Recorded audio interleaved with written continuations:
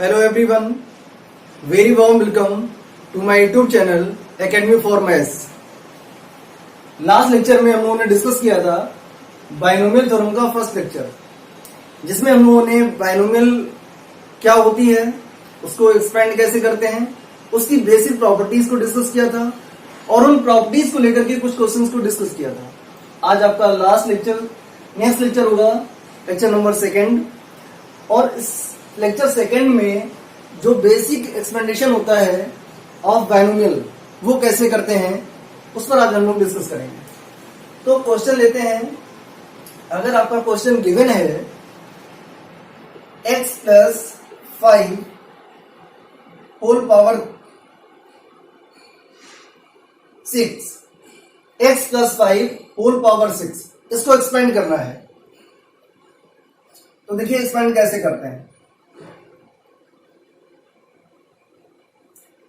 जो आपका general formula होता है x प्लस ए होल पावर n, इसके बेस पर इसको हम एक्सपेंड करेंगे। तो पहले इसको ब्रेक कर लेते हैं एक बार और।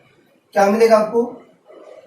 nc0 x to power n a to power 0 plus nc1 x to power n minus 1 a to power 1 plus nc2 x to power n minus 2 a to power 2 plus dot dot dot plus ncn x to power 0 a to power n। तो इसका मतलब क्या हुआ कि जो first term है उसको हम तब तक एक्सपेंड करेंगे जब तक उसकी पावर 0 ना हो जाए। फर्स्ट टर्म को हम तब तक एक्सपेंड करेंगे जब तक उसकी पावर 0 ना हो जाए, और a की पावर को हम लोग तब तक एक्सपेंड करेंगे जब तक उसकी पावर n ना हो जाए। n का मतलब ये जो पावर आपकी दे रखी है टोटल पावर। तो इसी के बेस पर हम लोग इसको एक्सपेंड करेंगे। देखिए क्या होता है।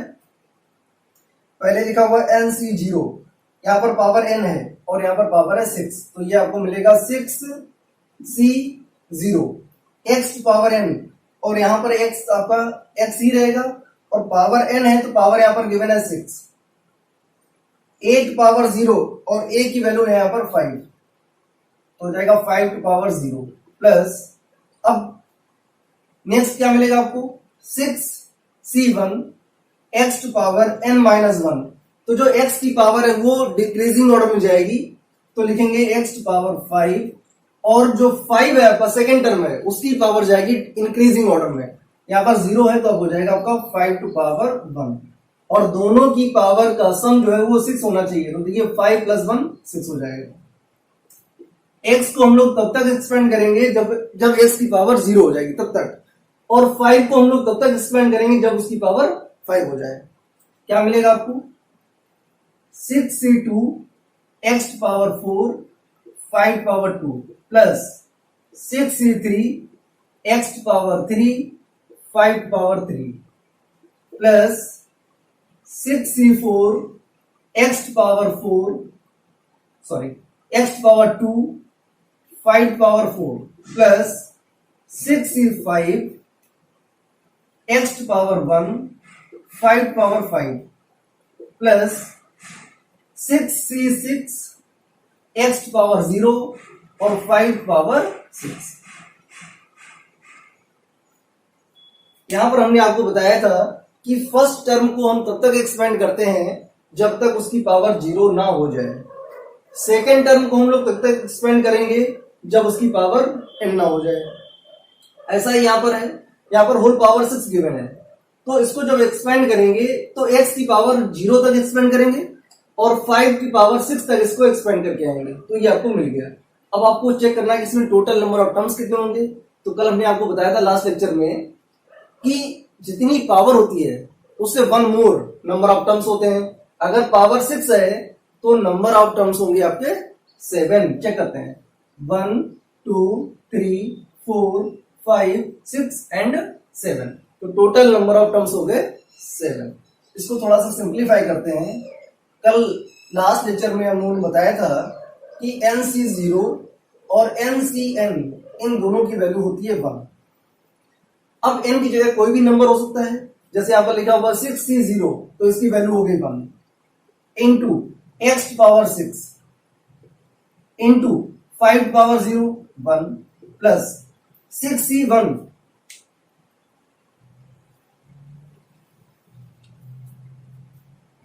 इसके लिए भी आपको एक फॉर्मूला बताया गया था कि NCR इक्वल होता है NC माइनस R के। अब चेक करिए यहां पर 6c0 की वैल्यू इक्वल होगी 6c6 के। अगर इसकी वैल्यू 1 है तो इसकी वैल्यू भी 1 होगी। ये लिखा हुआ 6c1, तो 6c1 इधर से पहला लास्ट से पहला, इधर से सेकंड लास्ट से सेकंड, इन दोनों की वैल्यू सेम होगी। तो 6c1 की वैल्यू क्या होगी चेक कर लेते हैं। 6c1 तो factorial 6 upon factorial 1 into factorial 6 minus 1। Factorial 6 को ब्रेक करेंगे, ये मिलेगा आपको 6 माइनस 1 दैट मीन्स 5 फैक्टोरियल।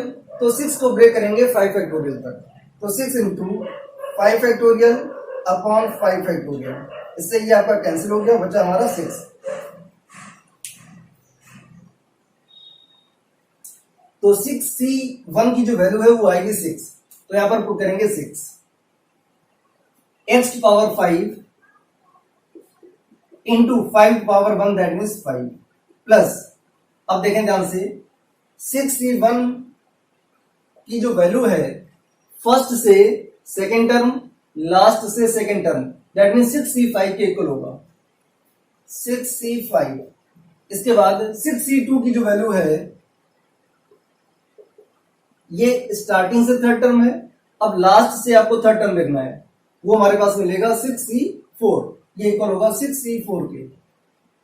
इसके बाद 6c2 इसकी जो वैल्यू है वो हो गई 6c4 के इक्वल। अब 6c3 यहां पर कॉमन आ रहा है तो ये आपका कॉमन ही रहेगा, तो सबकी वैल्यू निकाल लेते हैं। तो ये आपने 6c1 की वैल्यू निकाली हुई है 6, तो 6c5 की वैल्यू भी 6 होगी।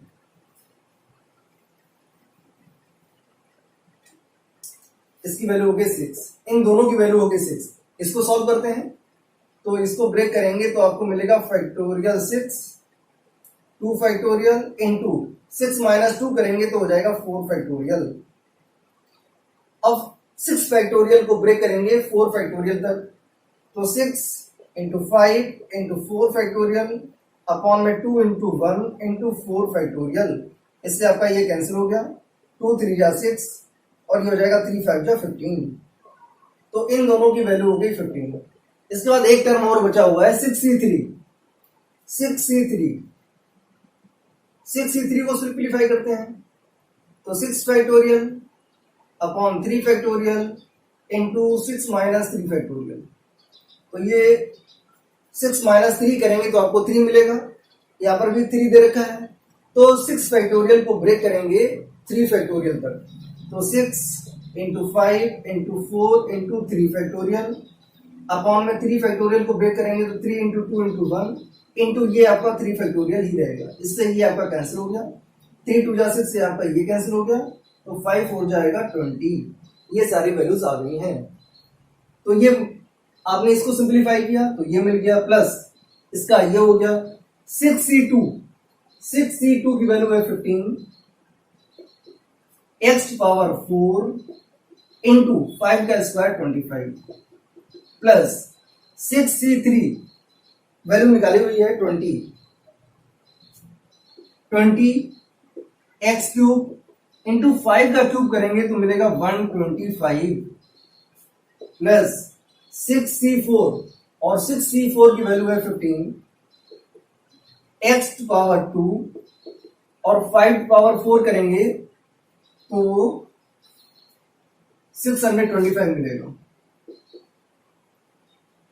प्लस 6c5 और 6c5 की वैल्यू है 6 इंटू x इंटू 5 पावर 5, तो 625 इंटू 5 करेंगे तो आपको मिलेगा ये 3125 plus 6c6 value 1 x power 0 value 1 5 power 6 के लिए और 5 से मल्टीप्लाई करते हैं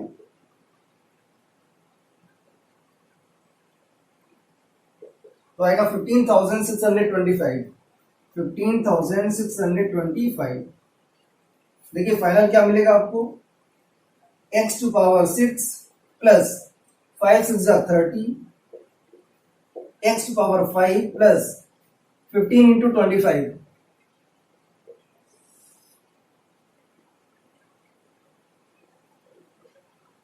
x टू पावर 4 प्लस इसका मल्टीप्लाई कराएंगे तो 0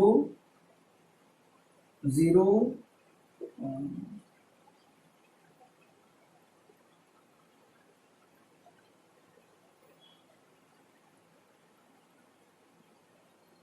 2 आएगा, एक्स क्यूब प्लस इसका मल्टीप्लाई कराएंगे 625 इंटू 15,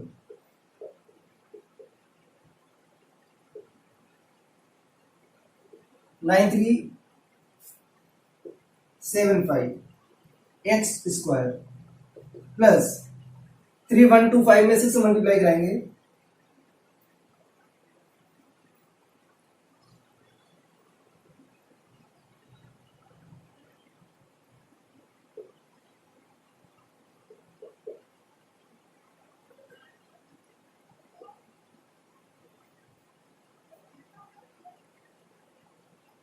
इंटू एक्स प्लस 15,625, ये आपका होगा आंसर।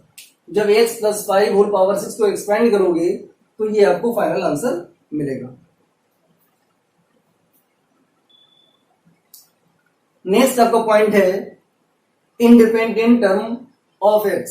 किसी भी बाइनोमियल को जब हम एक्सपेंड करेंगे तो उस बाइनोमियल का जो इंडिपेंडेंट टर्म होगा वो क्या होगा, ये हम लोग फाइंड करते हैं।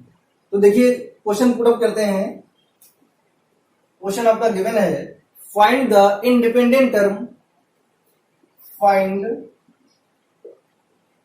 The independent term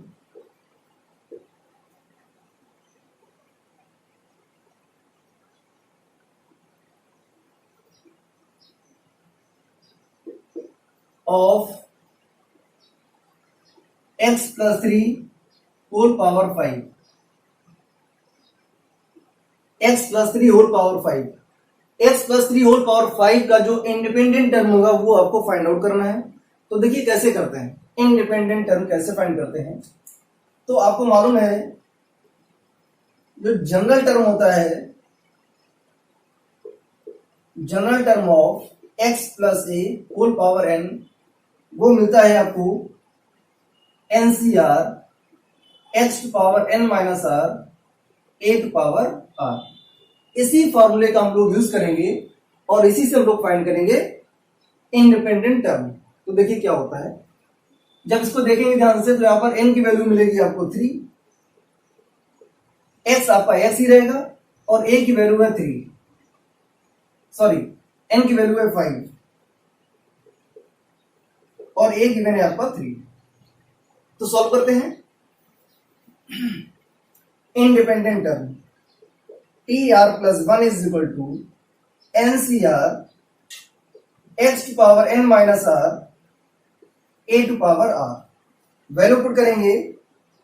independent term का मतलब हो गया कि आपका जो r है वो अननोन है, अगर r मिल जाएगा तो हम लोग इंडिपेंडेंट टर्म बता लेंगे। तो वो क्या होगा, n की वैल्यू है 5, तो 5CR x to power 5 minus r a to power r, तो a की वैल्यू है 3, 3 टू पावर r। और सिंप्लीफाई करते हैं तो अभी ऐसे लेने दो।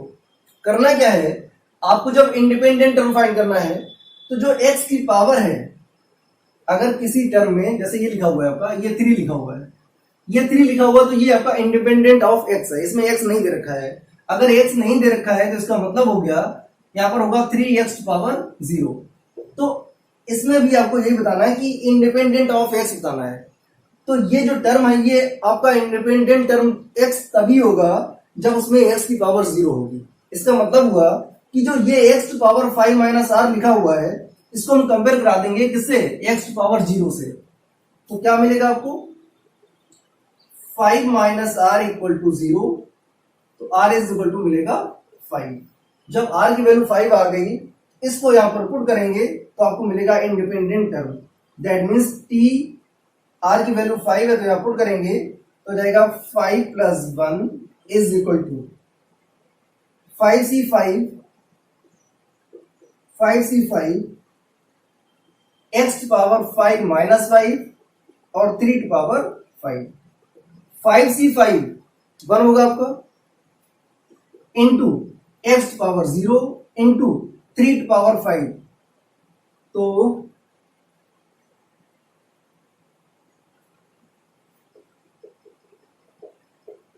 243। 3 टू पावर 5 हो गया 243। एक्स टू पावर 0 की वैल्यू 1, तो 1 इंटू 1 इंटू 1, दैट मीन्स क्या मिलेगा आपको 243। तो x प्लस 3 होल पावर 5 का जो इंडिपेंडेंट टर्म होगा वो टर्म होगा 6 और उसकी वैल्यू क्या होगी 243, ये लिखेंगे t6। तो इसको जब एक्सपेंड करेंगे तो इसका जो इंडिपेंडेंट टर्म आएगा वो होगा 6th टर्म और उसकी वैल्यू होगी 243। That is answer. तो किसी भी बाइनोमियल का इंडिपेंडेंट टर्म कैसे फाइंड करते हैं, उसका जो जनरल फॉर्मूला होता है वो T R plus 1 is equal to N C R X to power N minus R A to power R होता है। उसको जनरल टर्म से, जनरल जो हमारा बाइनोमियल होता है x plus A whole power N से कंपेयर कराते हैं, ए और एन की वैल्यू पुट करते हैं और जो आर आपका अननोन होता है उसकी वैल्यू फाइंड करते हैं कंपेयर करके एक्स पावर 0 से। तो वहां से आर की जो वैल्यू निकलती है उसको पुट कर देते हैं उसी फॉर्मूले में, तो आपका जो जनरल टर्म होता है वो फाइंड हो जाता है।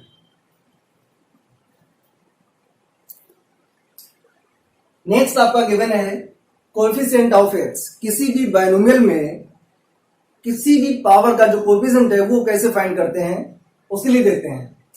तो मान लेते हैं कि आपका अगर बाइनोमियल गिवन है x प्लस ए होल पावर n, तो इसका जो जनरल टर्म होता है T R plus 1 is equal to N C R X to power n minus R A to power r। इसी जनरल टर्म से हम किसी भी बाइनोमियल का किसी भी x की किसी भी पावर का कोएफिशिएंट फाइंड आउट कर सकते हैं। जैसे क्वेश्चन लेते हैं हम लोग x प्लस 5 होल पावर 6, ये रखा हुआ है। क्वेश्चन है हमारे पास फाइंड द कोएफिशिएंट ऑफ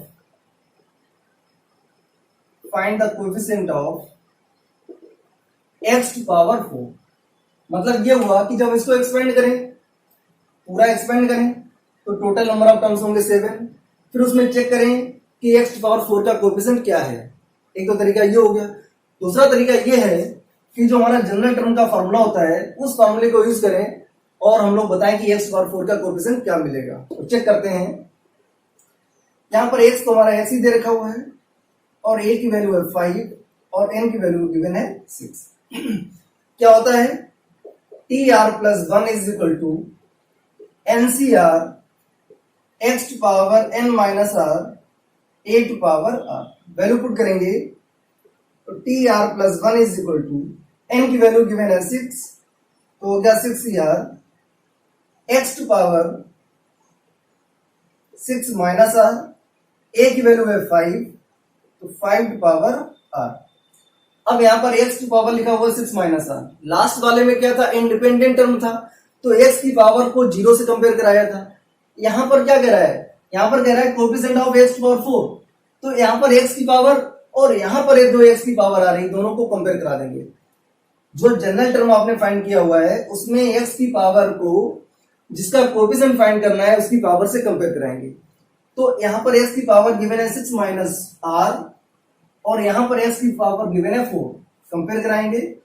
इस 4 को इधर ट्रांसफर करेंगे तो 6 माइनस 4 2 बचेगा और ये r हो गया 2। इस r की वैल्यू को यहां पुट करेंगे तो क्या मिलेगा आपको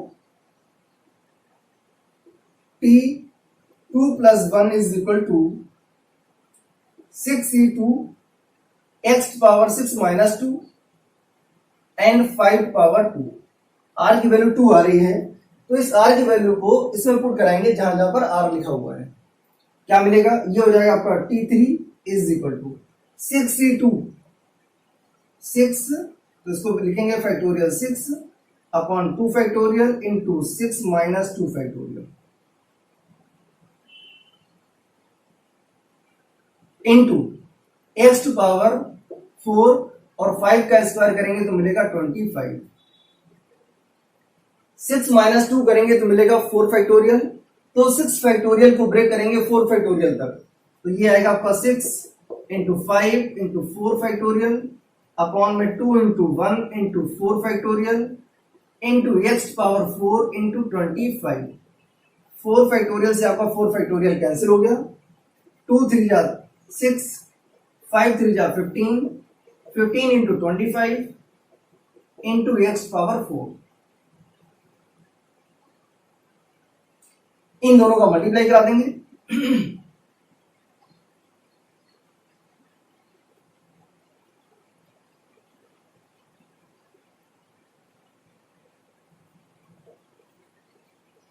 तो आपको बताना था कि coefficient of X to power 4, X to power 4 का जो कोएफिशिएंट है वो बताना है।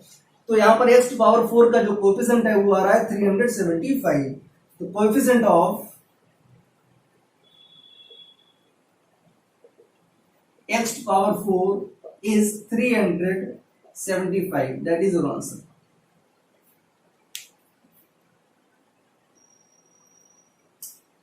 नेक्स्ट क्वेश्चन आपका गिवन है, find the coefficient of x to power 6 in the expansion of 2x cube minus 1 upon 3x cube whole power 10। इसके ये बाइनोमियल के एक्सपेंशन में आपको x to power 6 का कोएफिशिएंट फाइंड आउट करना है। तो देखिए, जब भी हम लोग x टू पावर 6 या x की कोई भी पावर का कोएफिशिएंट फाइंड करते हैं तो always we use general formula, that is tr plus 1 is equal to ncr x to power n minus r a to power r। अब यहां पर x की वैल्यू गिवन है 2x क्यूब और a की वैल्यू गिवन है minus 1 upon 3x cube और n की वैल्यू गिवन है 10। ये हो गया आपका n इज इक्वल टू 10। तो पुट करते हैं यहां पर tr plus 1 is equal to 10cr, x की जगह पर लिखा हुआ 2x cube, 2x cube whole power 10 minus r into a की वैल्यू गिवन है minus 1 upon 3x cube whole power r और r की वैल्यू गिवन है, r आपका अननोन है, 10cr। इसको अलग अलग कर देते हैं तो क्या मिलेगा आपको 2 to power 10 minus r into 3 to power x to power 3 into 10 minus r into ये माइनस 1 अपॉन 3 रख करते हैं, minus 1 upon 3 whole power r into ये बचेगा 1 अपॉन एक्स क्यूब। तो जब एक्स क्यूब को ऊपर लेके जाएंगे तो हो जाएगा एक्स पावर माइनस 3, उसमें r से मल्टीप्लाई कराएंगे तो हो जाएगा एक्स पावर माइनस 3r। ये minus 1 upon 3 whole power r को आगे करेंगे तो minus 1 upon 3 whole power r into 10cr into 2 to power 10 minus r। ये x की पावर को सॉल्व करेंगे तो आपको मिलेगा x टू पावर 3 का अंदर मल्टीप्लाई करा दो तो हो जाएगा 30 माइनस 3r और ये माइनस का 3r। आपको क्या फाइंड करना है, coefficient of x to power 6। तो इसमें जनरल टर्म में जो आपकी x की पावर है उसको कंपेयर कराएंगे x टू पावर 6 से, तो क्या मिलेगा आपको 30 माइनस ये हो जाएगा 6r इज इक्वल टू 6। इस 6r को उधर ट्रांसफर करेंगे और ये 6 को इधर लेके आएंगे तो minus 6 is equal to 6r। तो 6r इज इक्वल टू हो गया आपका 24, that means r is equal to मिलेगा 4। अब आपको फाइंड करना है coefficient of x to power 6। तो इसको सिंप्लीफाई करते हैं, t4 प्लस 1 r को रिप्लेस कराएंगे 4 से तो हो जाएगा t4 plus 1 is equal to 10c4 to the power 10 minus 4 और यहां पर हो जाएगा आपका minus 1 upon 3 whole power 4 into ये बचेगा हमारे पास x टू पावर 30 माइनस ये हो जाएगा आपका 6r, तो 6 इंटू आर का मतलब हो गया 6 into 4 that means 24।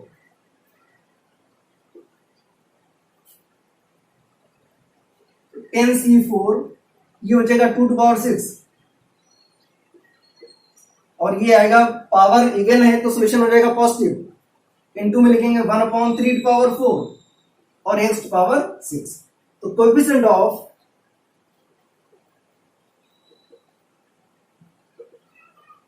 x to power 6 is 10c4 2 to power 6 into 1/3 to power 4.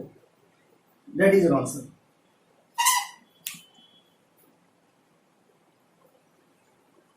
Next question given है आपका, find the 8th term in the expansion of 2x/3 minus 3/5x whole power 12.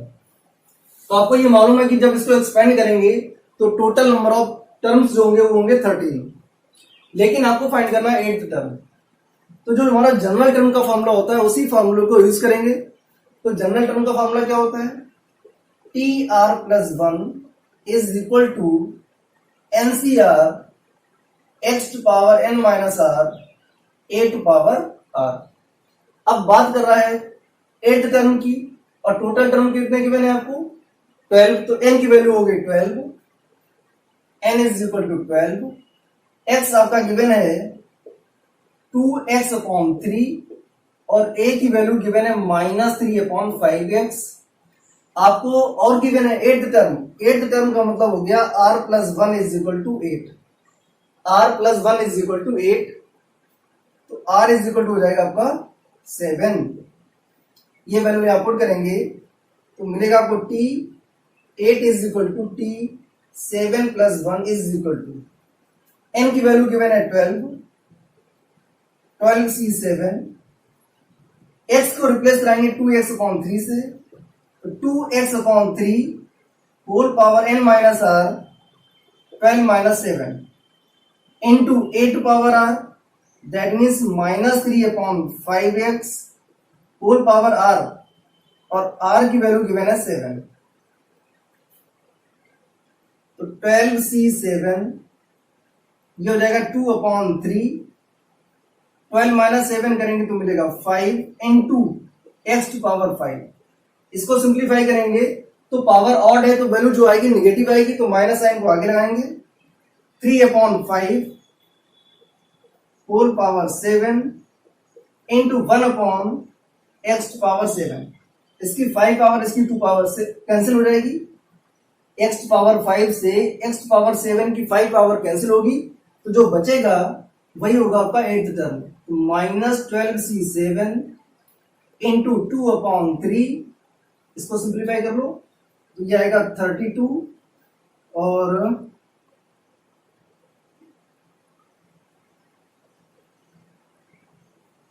243 into 3/5 whole power 7 into 1/x to power 2 that is 8th term. तो किसी भी question में अगर किसी binomial का आपको 8th टर्म फाइंड करना है या कोई भी टर्म फाइंड करना है तो उसके लिए हम लोग जनरल टर्म का ही फॉर्मूला यूज करेंगे और उसको सिंप्लीफाई करेंगे।